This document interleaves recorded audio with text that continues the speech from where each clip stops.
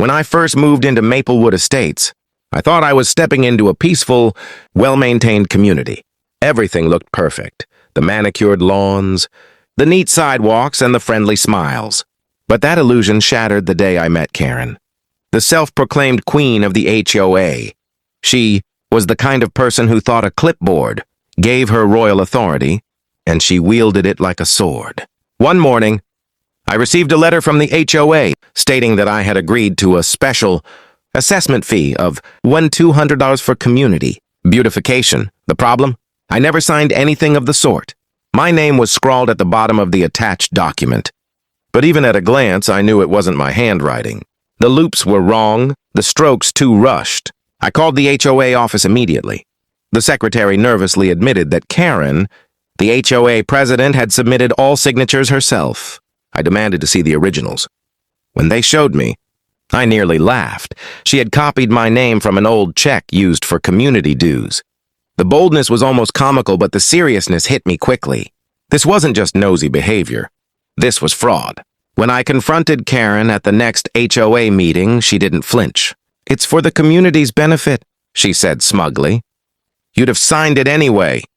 That arrogance fueled my anger.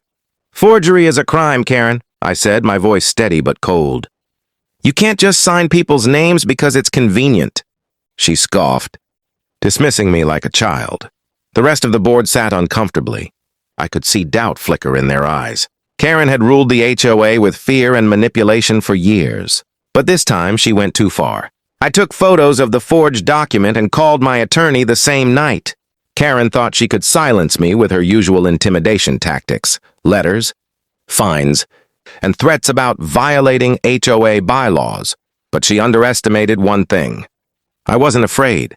I began documenting every email, every interaction, and every meeting. If Karen wanted to play games, I was ready for the full match. By the end of the week, my lawyer had drafted a formal cease and desist, notice and filed a criminal complaint for forgery and fraud. The HOA board tried to stay neutral, but the whispers had already begun. Karen's flawless reputation was starting to crack. What she didn't know was that this was only the beginning, because once the law got involved, her little empire of control was about to come crashing down, and I'd be there to watch every piece fall. Karen wasn't used to being challenged. For years, she had manipulated homeowners with fake bylaw amendments and exaggerated fines, but this time, she'd crossed a line that couldn't be ignored. Word spread fast through Maplewood Estates. Neighbors who once feared her began to whisper. Stories about missing funds and suspicious approvals. My attorney, Mr. Daniels, was meticulous. He went through every HOA document Karen had filed in the past year. What we found was worse than I imagined. Several signatures, including those of 3 board members, had been altered. Some names were even traced. Karen had built her entire power structure on forged paperwork.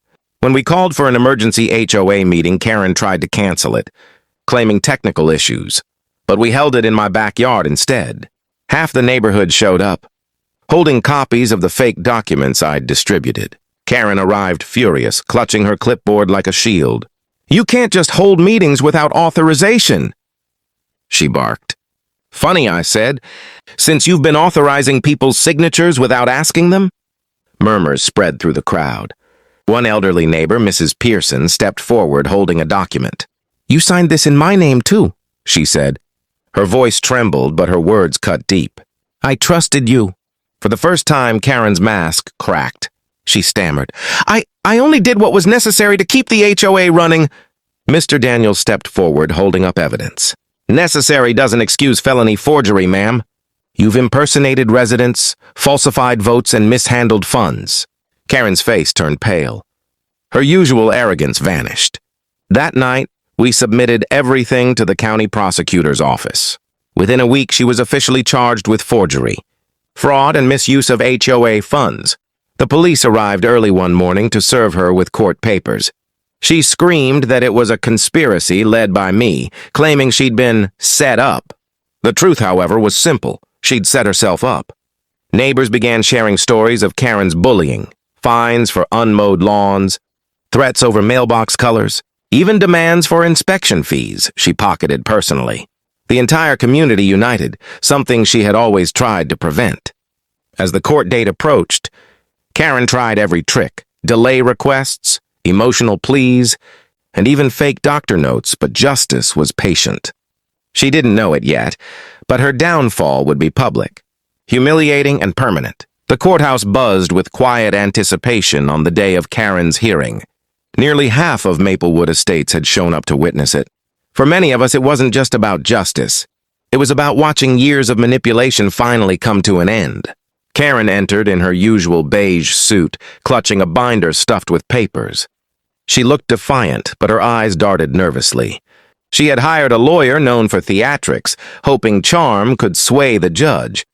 My lawyer presented our evidence first: the forged signatures, the bank statements, and emails where Karen admitted adjusting documents for efficiency.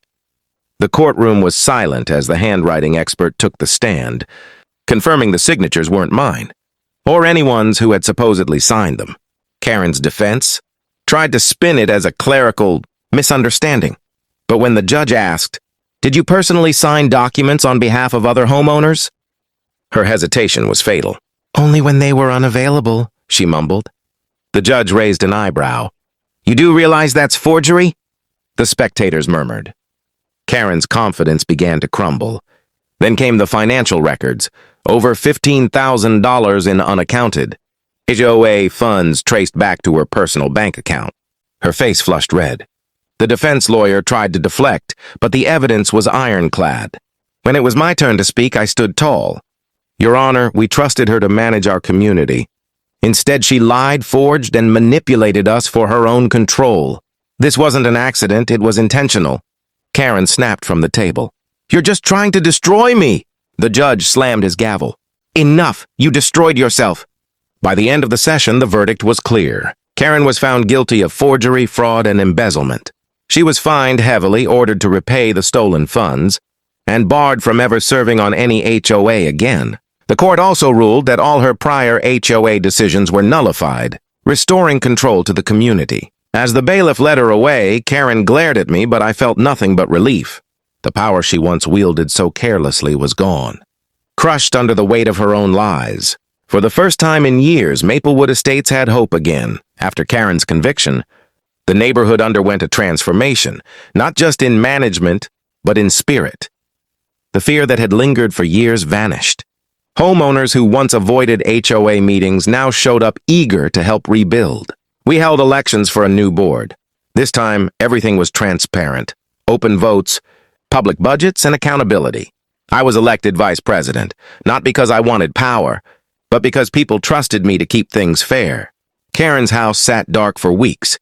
Eventually, a for sale sign appeared, and one morning she was gone. No one missed her.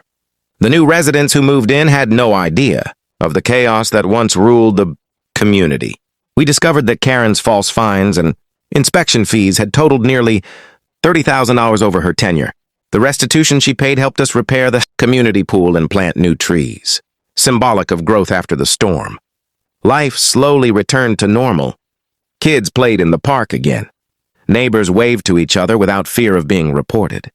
The HOA became what it was meant to be, a group of homeowners supporting each other, not policing each other. One afternoon, while cleaning out old HOA files, I found a note Karen had written to herself. "Control equals order." I couldn't help but smile. She never understood that control isn't the same as respect. And that's why she lost everything.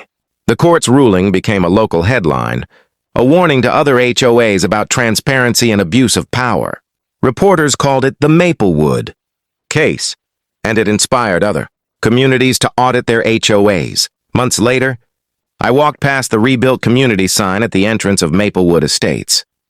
It read, "A place where everyone has a voice." That, I realized, was the real victory. Not the courtroom win, but the restoration of fairness and trust. Karen thought she could silence us with fear and paperwork. But in the end, the truth, like justice, had its signature too. And this time it was authentic.